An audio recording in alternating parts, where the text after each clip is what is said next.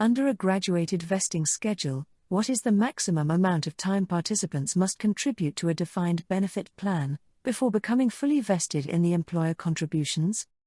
A. When the participant reaches the age of 21. B. After 7 years of service. C. After 3 years of service. D. After 1 year of service.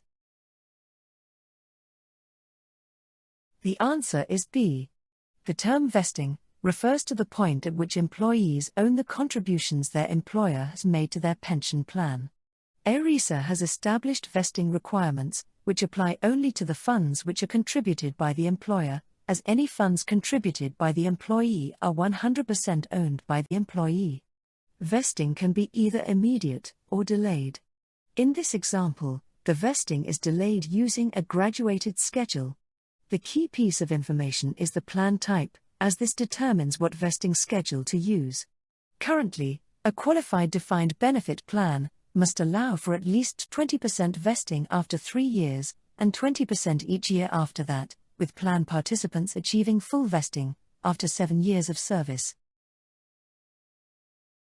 If an organization uses mitigation to manage a risk, they are A. Minimizing the risk. B. Eliminating the risk. C. Managing the risk if it occurs. D. Using insurance to cover the risk. The answer is A. If an organization uses mitigation to manage a risk, they are minimizing the risk. Managing organizational risk can be handled in one of 4 ways: mitigation, acceptance, avoidance, or transfer. These can be described as follows. Mitigation: the company minimizes the risk. Acceptance: the company manages the risk if it occurs. Avoidance: the company eliminates the risk. Transfer: the company uses insurance to cover the risk. What type of stock option can be used for consultants and external members of the organization, as well as for internal employees? A. Non-qualified stock option. B. Incentive stock option, ISO, stock option. C. Qualified stock option. D. Incentive stock option. The answer is A. Stock options are benefits, providing employees with the right to purchase an employer's stock at a certain price, at a future date, within a specified period of time. There are 2 types of stock options, incentive and non-qualified. Incentive stock options, ISOs, are stock options that can be offered only to employees. Consultants and external members of the board of directors aren't eligible.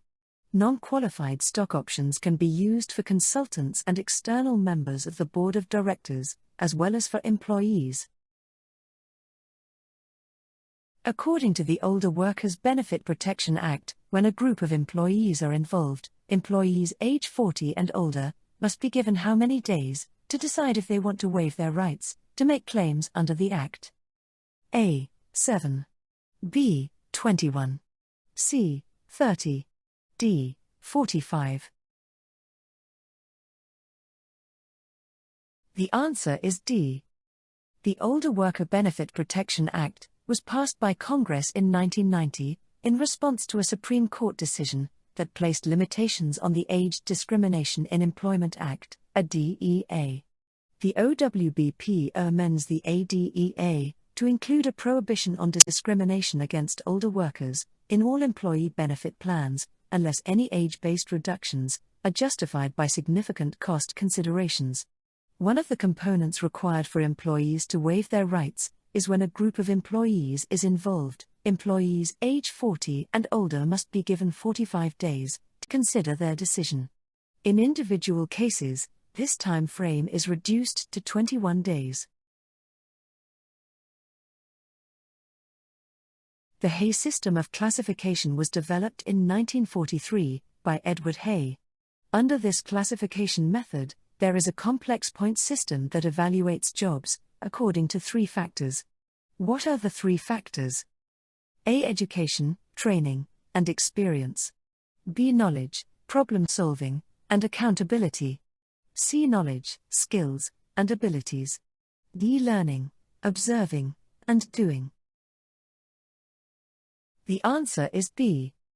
The HAY system provides a consistent job evaluation procedure by objectively measuring the content of each job compared to other jobs, based on classification factors applied to all jobs, determining its relative worth, establishing equitable pay relationships among all jobs.